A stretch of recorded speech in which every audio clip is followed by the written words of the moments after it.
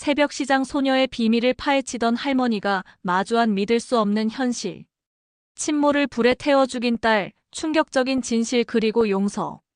새벽시장 소녀 뒤를 쫓다가 목격한 믿기 힘든 광경. 새벽시장의 소녀. 여러분, 오늘 들려드릴 이야기는 일시간이 순식간에 흘러가는 흥미로운 이야기입니다. 한 할머니와 소녀의 만남이 가져온 충격적인 반전, 그리고 그 뒤에 숨겨진 끔찍한 진실. 지금부터 시작됩니다. 일부 운명적 만남. 김순자 78세. 남편을 5년 전 잃고 혼자 사는 할머니에겐 새벽 시장이 유일한 낙이었습니다. 아들 가족은 미국으로 이민을 갔고 딸은 재혼한 뒤 연락을 끊었죠. 오늘도 이렇게 혼자. 장이라도 보러 나가야 사람 구경이라도 하지. 할머니는 매일 새벽 4시 30분이면 어김없이 시장으로 향했습니다.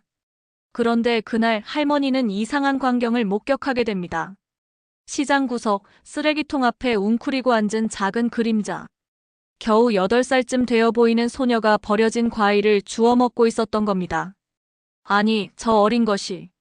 얘야, 뭐 하는 거니? 가지마. 할머니가 밥 사줄게. 배고프지? 이것이 두 사람의 운명적 만남이었습니다. 하지만 할머니는 몰랐죠. 이 소녀가 자신의 인생을 완전히 뒤바꿀 거라는 것을. 할머니는 소녀를 근처 국밥집으로 데려갔습니다. 천천히 먹어. 채해. 이름이 뭐니? 지은이요. 지은이? 예쁜 이름이네. 그런데 부모님은? 이 새벽에 왜 혼자 시장에? 지은이는 고개를 숙였습니다. 없어요. 엄마도 아빠도. 할머니의 가슴이 철렁 내려앉았습니다. 뭐? 그럼 어디서 자는데? 여기저기요. 따뜻한 데 찾아서. 할머니의 가슴이 무너졌습니다. 자신의 손주뻘 되는 아이가 거리를 떠돌고 있다니. 이부 비밀스러운 동거. 할머니는 결심했습니다. 지은아, 우리 집에 가자. 할머니 혼자 사는데 방도 넓어. 지은이는 의심스러운 눈빛으로 물었습니다. 진짜요? 할머니는 왜 저를? 할머니는 눈물을 글썽이며 말했습니다. 할머니도 외롭거든. 같이 살면 안 될까? 하지만 이것은 시작에 불과했습니다. 순자 할머니가 알지 못하는 충격적인 비밀이 지은이에게 숨겨져 있었으니까요. 다음 날 아침 할머니가 시장에 갔을 때였습니다. 어머, 순자씨. 어제 아이 데리고 가던데? 손녀 왔어요? 할머니는 어색하게 대답했습니다. 아니. 그게 친척 집아이가 잠깐. 생선 가게 아저씨가 수상하게 바라보며 말했습니다. 신고 안 했어요? 할머니는 당황했습니다. 경찰에 신고해야 하는 걸까? 하지만 지은이를 시설에 보내고 싶지 않았죠. 그날 밤 지은이가 갑자기 비명을 지르며 깼습니다. 싫어. 가지마. 엄마. 할머니가 급히 달려왔습니다. 지은아. 괜찮아. 할머니가 여기 있어. 지은이는 온몸에 땀을 흘리며 떨고 있었습니다. 엄마가 불 속에서. 무슨 일이 있었던 거니? 지은이는 한참을 울다가 입을 열었습니다. 그리고 할머니가 듣게 된 이야기는 상상을 초월하는 것이었습니다. 3부 충격적인 과거. 1년 전이었어요. 엄마랑 아빠랑 오빠랑 우리 네 가족이 행복하게 살았어요. 아빠는 회사 다니셨고 엄마는 집에서 저랑 오빠를 돌봐주셨어요. 근데 어느 날부터 아빠가 이상해지셨어요. 이상해졌다니. 술을 많이 드시기 시작했어요. 그리고 엄마한테 소리를 지르고 때리기도 했어요.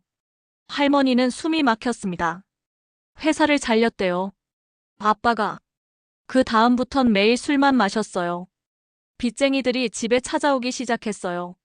아빠가 술 마시고 들어왔는데 엄마랑 엄청 싸웠어요. 아빠가 소리쳤어요. 다 같이 죽자고. 할머니의 손이 떨렸습니다. 그리고 불이 났어요. 아빠가 기름을 뿌리고 불을 질렀어요. 저는 오빠가 창문으로 밀어줘서 뛰어내렸어요. 2층이었는데 다리를 다쳤지만 살았어요. 그럼 가족들은? 다 죽었어요. 엄마도 아빠도 오빠도. 소방차가 왔을 때는 이미 늦었어요. 지은이는 목 놓아 울었습니다. 할머니도 함께 울었습니다. 저는 도망쳤어요. 무서웠어요. 사람들이 저를 시설에 보낼까봐. 엄마가 마지막으로 한 말이 생각났어요. 지은아, 너만이라도 행복하게 살아야 해라고. 그래서 거리에서 살았구나. 네, 3개월 동안이요. 경찰한테 들키지 않으려고 계속 숨어 다녔어요. 할머니는 지은이를 꼭 껴안았습니다. 이제 괜찮아. 할머니가 지켜줄게. 하지만 그 순간 할머니는 몰랐습니다. 더 큰 위기가 다가오고 있다는 것을. 사부 위기의 순간. 2주가 지났습니다. 할머니와 지은이는 조용히 함께 살았습니다. 할머니는 지은이를 학교에 보내고 싶었지만 신분이 노출될까봐 두려웠죠. 그런데 어느 날 현관 초인종이 울렸습니다. 경찰입니다. 문 좀 열어주세요. 할머니와 지은이는 얼어붙었습니다. 지은이는 방으로 뛰어들어가 옷장 속에 숨었습니다. 할머니는 떨리는 손으로 문을 열었습니다. 무슨 일이시죠? 실종 아동 수색 중입니다. 혹시 이 아이 본 적 있으세요? 경찰이 사진을 보여줬습니다. 지은이의 사진이었습니다. 할머니의 심장이 쿵쾅거렸습니다. 아, 아니요. 못 봤어요. 정말요? 시장 상인들 말론 할머니가 여자아이랑 같이 있는 걸 봤다던데요. 그건 친척집 조카가 잠깐 놀러 왔었어요. 벌써 집에 갔고요. 경찰은 의심스러운 눈빛으로 집안을 살펴봤습니다. 집 안 좀 확인해도 될까요? 왜요? 영장 있어요? 할머니의 당당한 태도에 경찰은 잠시 당황했습니다. 아닙니다. 협조해 주시면 감사하겠습니다만. 영장 없으면 안 됩니다. 저도 드라마로 배웠어요. 경찰은 명함을 주고 돌아갔습니다. 혹시 이 아이 보시면 연락 주세요. 이 아이는 화재 사고의 유일한 생존자입니다. 보호가 필요합니다. 할머니, 저 때문에 할머니가 곤란해지는 거예요. 제가 나갈게요. 안 돼. 너 어디도 못 가. 할머니는 지은이를 꼭 껴안았습니다. 하지만 할머니도 알고 있었습니다. 이대로는 안 된다는 것을. 그날 밤 할머니는 결심했습니다. 아들에게 전화를 걸었습니다. 5년 만에 처음이었습니다. 여보세요? 엄마? 미안하다. 갑자기 전화해서. 무슨 일이세요? 어디 아프세요? 아니다. 너한테 부탁이 하나 있다. 할머니는 지은이의 사연을 모두 이야기했습니다.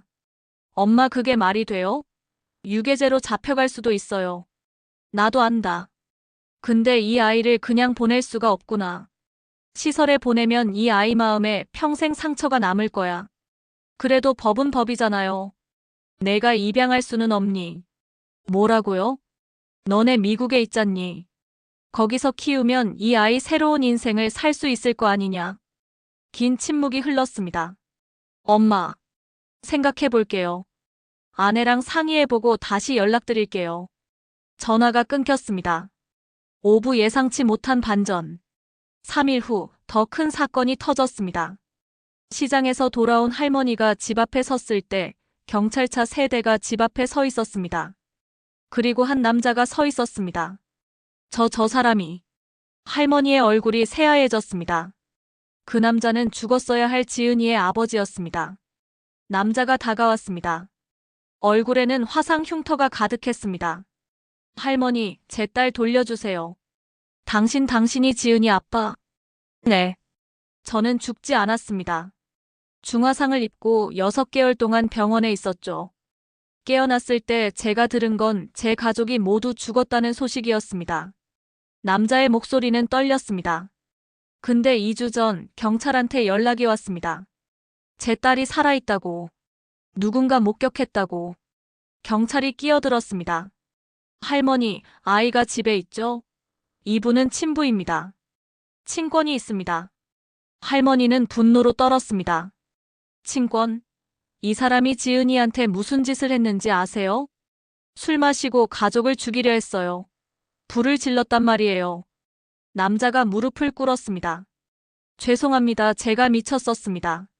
술에 취해서 정신이 없었어요. 저도 제 가족을 잃었습니다. 아내도 아들도 이제 지은이밖에 없어요. 제발 제 딸을 돌려주세요. 안 돼요. 지은이는 당신이 무서워해요. 그때 집안에서 지은이가 뛰어나왔습니다. 할머니, 지은이는 아버지를 보자마자 비명을 질렀습니다. 싫어. 가지마. 저 사람 싫어요.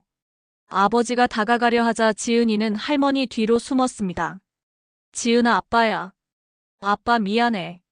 아빠가 잘못했어. 싫어. 엄마랑 오빠 죽인 사람. 가지마. 경찰이 할머니에게 말했습니다. 할머니, 친권이 있는 친부입니다. 법적으로 문제가 없습니다. 아이를 인도해 주셔야 합니다. 안 돼요. 이 아이 데려가면 이 아이 죽을지도 몰라요. 근거 없는 주장은 곤란합니다.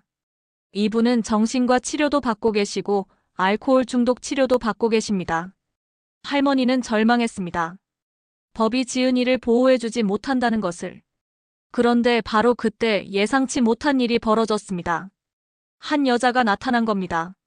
30대 중반쯤 되어 보이는 여자였습니다.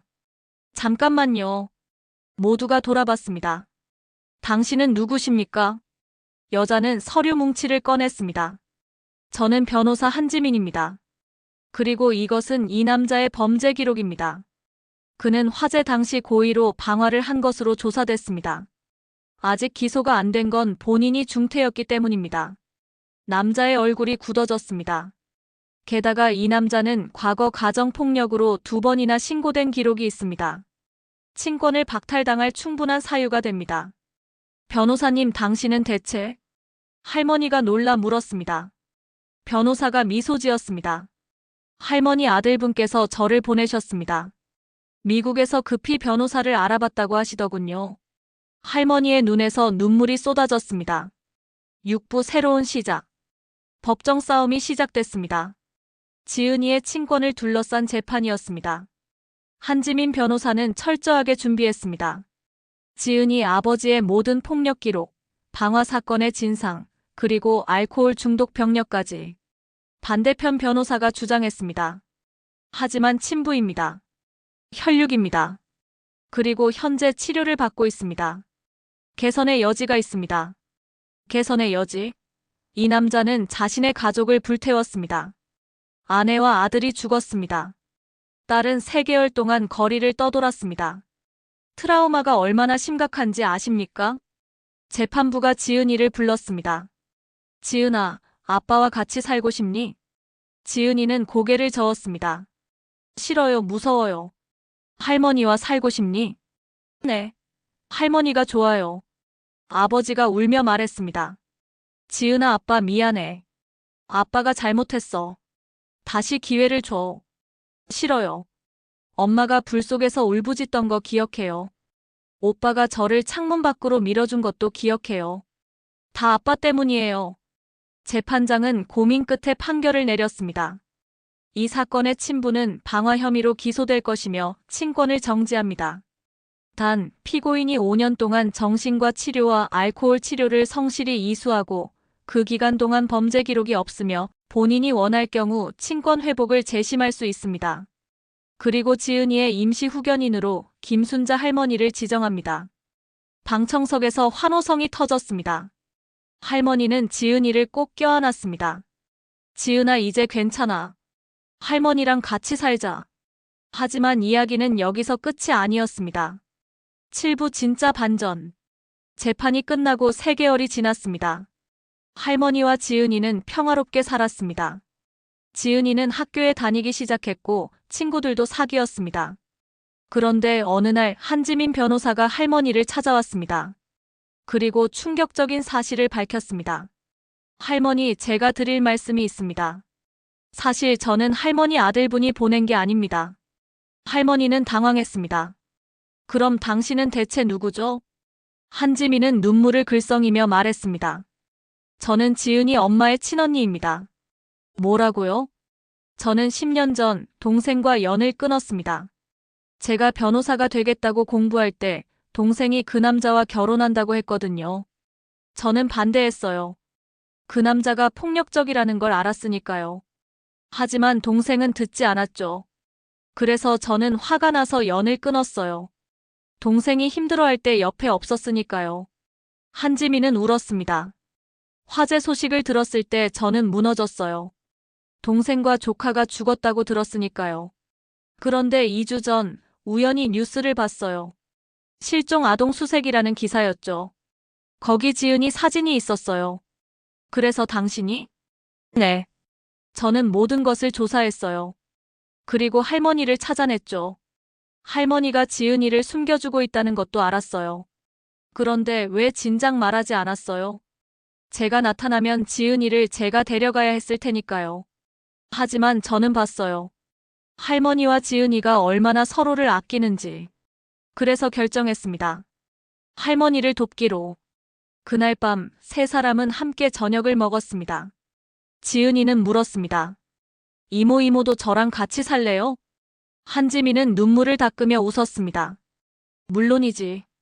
우리 이제 가족이잖아. 팔부 더 큰 진실. 하지만 이야기에는 아직 밝혀지지 않은 비밀이 하나 더 있었습니다. 6개월이 지난 어느 날 지은이의 아버지가 교도소에서 편지를 보냈습니다. 할머니에게 온 편지였습니다. 할머니, 저는 제가 한 짓을 후회합니다. 저는 그게 누군지 몰랐습니다. 하지만 최근에 알게 됐어요. CCTV 기록을 다시 조사한 결과 그날 밤 우리 집에 들어간 사람이 하나 더 있었습니다. 그 사람은 저의 빚쟁이였습니다. 제가 5천만 원을 빌리고 갚지 못한 사람이었죠. 그 사람이 복수하려고 우리 집에 불을 지른 겁니다. 그리고 저에게 죄를 뒤집어 씌운 거예요. 할머니는 떨리는 손으로 편지를 내려놓았습니다. 그리고 즉시 한지민 변호사에게 연락했습니다. 변호사님, 큰일 났어요. 한지민은 즉시 달려왔습니다. 편지를 읽고 나서 그녀도 충격을 받았습니다. 이건 재수사해야 합니다. 경찰 조사가 다시 시작됐습니다. 빚쟁이 박철수였습니다. 그는 지은이 아버지가 돈을 갚지 못하자 복수하기로 결심했던 것입니다. 경찰이 박철수를 체포했습니다. 처음에는 부인했지만 증거가 명확했습니다. 결국 그는 자백했습니다. 그래, 내가 했어. 그 자식이 내 돈 5천만 원을 먹튀했어. 1년 넘게 독촉해도 한 푼도 안 갚더라고. 그래서 혼내주려고 한 거야. 죽이려던 건 아니었어. 그냥 겁만 주려고. 겁만 주려고요? 사람 셋이 죽었습니다. 몰랐어. 진짜 몰랐다고. 불이 그렇게 빨리 번질 줄은 문도 잠가놨는데. 박철수는 살인죄로 기소됐습니다. 그리고 지은이의 아버지는 무죄로 풀려났습니다. 구부 아버지의 눈물. 지은이 아버지가 출소했습니다. 그는 할머니 집 앞에 무릎을 꿇었습니다. 할머니 정말 죄송합니다. 제가 비록 불을 지르지는 않았지만 제 빚 때문에 이런 일이 생긴 겁니다. 할머니는 복잡한 표정으로 그를 바라봤습니다. 일어나세요. 당신도 피해자였군요. 그래도 이제는 달라지셨나요? 네. 감옥에서 많은 것을 깨달았습니다. 그때 집안에서 지은이가 나왔습니다. 아버지를 보자 몸이 굳어졌습니다. 지은아. 지은이는 두려움에 떨었습니다.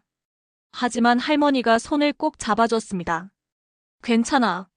할머니가 여기 있어. 아버지는 눈물을 흘렸습니다. 지은아, 아빠가 미안해. 아빠는 내게 용서받을 자격이 없다. 하지만 아빠가 얼마나 후회하는지, 얼마나 내가 보고 싶었는지 알아줬으면 좋겠어. 아빠는 매일 꿈을 꿔. 엄마와 오빠가 나오는 꿈. 그들이 아빠한테 말해. 지은이를 지켜주라고. 아빠는 그걸 지키지 못했어. 아빠가 너를 지켜주지 못했어. 지은이의 눈에서 눈물이 흘렀습니다. 하지만 이제 아빠는 달라졌어. 다시는 술 안 마셔. 다시는 화내지 않아. 아빠가 증명할게. 천천히, 오래 걸려도 괜찮아. 아빠가 변했다는 걸 보여줄게. 지은이는 한참을 망설이다가 작은 목소리로 말했습니다. 아빠, 할머니랑 살 거예요. 저는 할머니가 좋아요. 알아.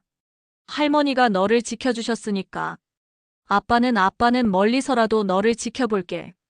괜찮니? 지은이는 천천히 고개를 끄덕였습니다. 아버지는 일어나 멀어졌습니다. 하지만 매주 토요일마다 그는 멀리서 지은이를 지켜봤습니다.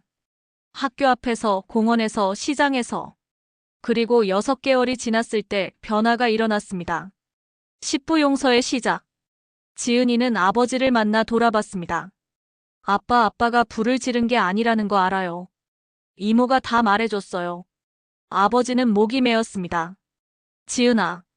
근데 아직도 무서워요. 옛날 생각이 나서. 괜찮아.